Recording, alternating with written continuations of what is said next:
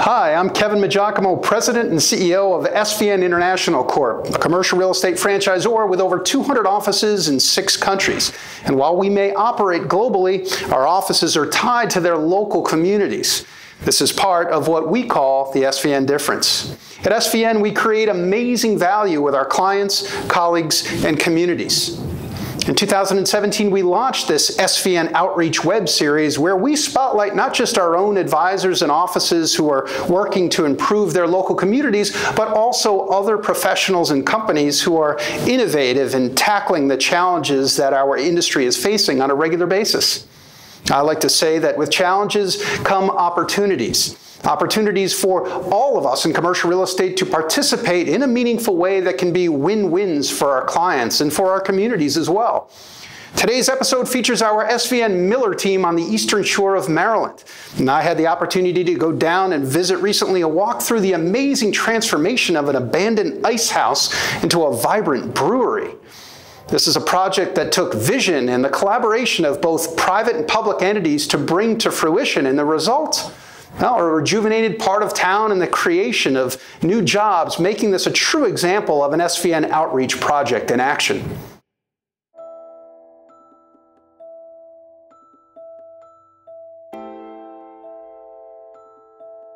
This is SVN Outreach. We spotlight people, projects, and companies that are helping transform their cities and communities.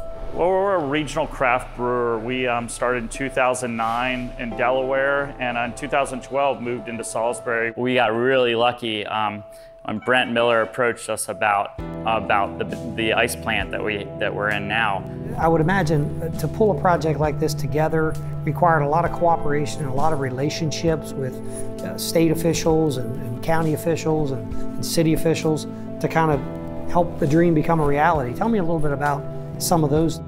So it was a full-blown team effort on putting this deal together, in a sense of, you know, you've got SWED, Salisbury Wacomico Economic Development, was a big part of helping us put this together. The state of Maryland got involved, the mayor, you know, all the way up to the governor. To get our brewery, or being able to brew in Maryland, we had to have some state laws tweaked a little bit because we actually owned 5 restaurants in Wacomico County.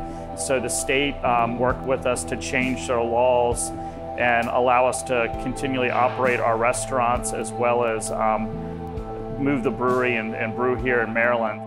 When I was much younger and EVO thought about coming to town, had a location picked out, it was some of our own policies and fees that made it difficult for them to choose Salisbury, and in fact they decided not to. They decided, as restaurateurs, they'd keep their restaurants in the area, but they'd look elsewhere jurisdictionally as far as where they'd plant their feet. And so they moved to Del Mar. Not only did we lose the revenue, and not only did we lose you know, a business, but they didn't choose the center. They didn't choose the most important place. They didn't choose the place of significance in any community, the heart of that community, their downtown. So they chose somewhere else. And there were certainly things that we could do to be easier to work with. So one of the things we face as challenges as commercial real estate advisors is helping our clients understand how a property can work. Well, when the ice plant left, I was looking for alternative uses, and I thought, what a perfect spot for another brewery. Okay. We had several other breweries in the market, and I just thought that this would be a perfect spot in reference to proximity to downtown, the university, and the hospital. Located on Route 13, it's got a great location, good visibility, plenty of parking, and just worked perfectly for a brewery because of all the refrigeration aspects that were in the building, as well as the on-site well. Yeah, we have a 6-inch well here on site, and it was a great source. We had the water test done twice because the water results came back the first time and the water was absolutely perfect. So we had it done again because there was no possible way that the water was that good, and it turned out it was. As EVO looked at the opportunities for expansion and knowing you needed a new facility, having outgrown the one in Del Mar, tell me a little bit about how SVN and our commercial advisors helped make that decision kind of flow. When we originally reached out, we're looking to expand our property. We needed more space. The requirements we were looking for were laid out pretty clearly. We needed headspace, we needed square footage. We were very interested in having a restaurant attached to our production facility as well. We were given multiple options for us to weigh our decision. We ultimately did choose this facility. At the time that you were showing EVO, were they looking at other opportunities in the market, or was this the only thing they considered? Yeah, so they were in Delmar, Delaware. They had a much smaller facility at the time, and they looked at several other locations. This particular location just fit the requirement that they were looking for, mainly because of the access, the visibility, and the building itself. The building has been a great building for their restaurant as well as a brewery. It's kind of funny how this first started. They first started this project with wanting a brewery. And all of a sudden they said, well, we can put a restaurant, because they're restaurateurs. They put a restaurant in there. Right. Now it's become a full-blown brewery that's servicing the entire Mid-Atlantic area, but also a restaurant that is one of the nicest and best restaurants in the Salisbury area. We really preach and focus on local and organic and sustainable items on our menu. We do our best to utilize as much as we can. Chesapeake Bay being close by, local seafood is always on our menu. We've got some local farmers that are producing some product for us, and to actually kind of bring it full circle, our grain from this building, when we're through with the brew process, we harvest it into a dump trailer. We haul it about 25 minutes to a local farmer, who then feeds that grain to his dairy cattle. So we don't have landfill fees. We're not adding to the debris going to the landfill. It's being repurposed. And then we're able to take a little bit of that milk in the past, and we'll take it to a local creamery, and we've had ice cream made from it. That's fantastic. So really trying to complete the circle. Well, some of the ingredients that are going into the beer are agriculture related, and some of the disposables that can be fed to cattle and other livestock throughout the area. So it's that particular ag component. There's a number of breweries and craft brewers that have opened up around the shore. So we're starting to see farm tours and tours of craft brewers throughout the shore, tourism component. Certainly you add the job count and the enhanced taxable base. You had a building that was underutilized, not generating a whole lot of taxable base, and now all of a sudden it's a very vibrant, very prosperous establishment that's enhanced our taxable base, both from a worker standpoint and from a real property and personal property standpoint. Craft beer and craft brewers offer an opportunity to show quality, to show local flair, and to really kind of show what you're made of. It's almost as important as having a minor league baseball team like our Delmarva Shorebirds. You know, we've got our team. We've got our brewers that we're proud of here. So that's one of the reasons why EVO is so important. This particular project is a little bit different. It was our first craft brewery in Wicomico County. One could argue that was the impetus for more craft breweries to locate in the area. It's a young vibe that the EVO brings to the particular area, and a craft brewery that helps. It's a very targeted sector of our city in which they've located, so that helped revitalize that particular section of the community itself. So there's a certain spirit and a certain vibrancy associated with communities today that have craft brewers located in, and if you couple that with a restaurant and a tasting room and the tourism component, perhaps most importantly, it's a public-private partnership. It's a very coordinated and a very strong public-private partnership that we had in this particular project. And both public sectors and the private sectors have particular resources that can bring to bear in a project like this. And it just shows that working together from a public and private standpoint, we can create good things. And this is a great project that's indicative of that.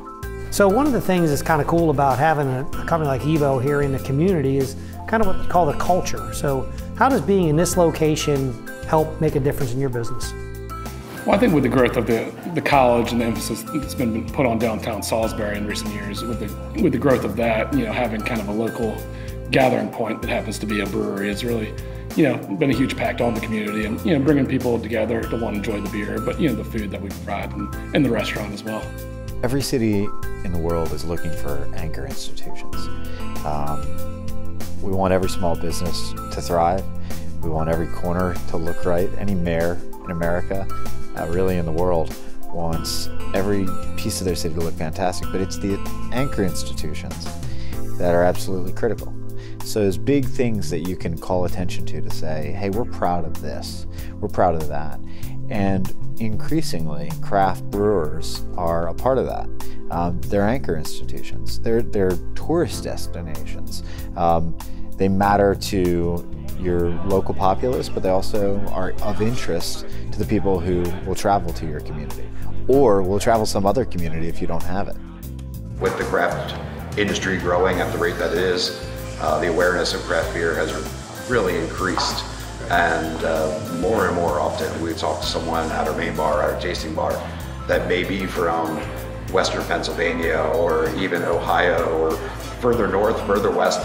Folks come from all over the country to visit us. We activated a building and brought a thriving business to life here. And the very unique thing is we have a restaurant side to it, so we have people coming every day and getting to experience what we do as a brand and taking some of that EVO home with them, so it's good. You know, they might drink our beer on vacation, then they can go back to Philly or any of these other markets that we've grown into and buy our beer. And so this is a great example of an institution finding its way back to our center and making a major investment in renovating a building. Because otherwise, what does that former ice plant represent? It represents horrible things that don't spell success or a bright future for a community. But the alternative is taking an old ice plant, repurposing it into this new industry that's growing, that doesn't necessarily, the industry, need government to do anything but let it grow and let it succeed. You know, it represents so much more, a rebirth, a renaissance, and those are the things that we want to see. You know, it represents going from this cold, dark shell, you know, with weeds growing in the parking lot to warmth and lights on and people spilling out at the end of the night, and, you know, community and song and music and all those wonderful things that we want to see in every building that once was filled before. We want to see them filled with these things again. Within the local community, we're really able to employ probably close to 100 employees just in this building that live within 20 miles of the property. A lot of them are young individuals, first-time workers, new into the workforce. Others are attending the college, and as they're working through their degree program, they'll approach us and they're looking to be part of the EVO team. Try to run an operation that's fun, very involving of the younger folks. We realize that that is a captive audience for us from a sales standpoint of our product going out. So it's nice that we can get those guys involved on the operations side to produce the products that are going out to the community. Salisbury will be home to National Folk Festival featuring over 100,000 visitors coming to our area.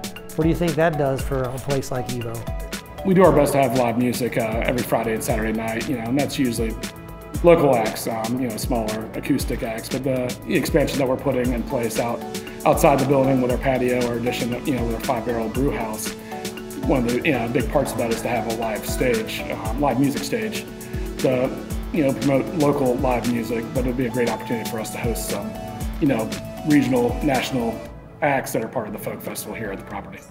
We want to be recognized as a premier destination. You may think, what, Salisbury, Maryland? Why would you be recognized as that? But again, we know we've got something special and something working. So when we make those long-term investments, those anchor institution investments, like getting a great craft beer destination downtown Salisbury, those things are all part of what I believe will be our story of future success and growth.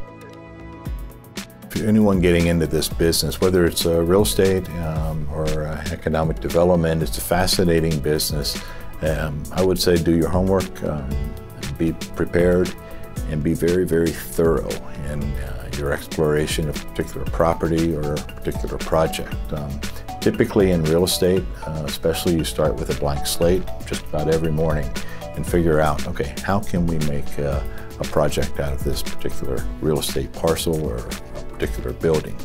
And there's a way, and through partnerships, and sometimes it's a very strong public partnership like it was in the Evolution project. But I would say clearly think outside the box and be very thorough in how you approach a project.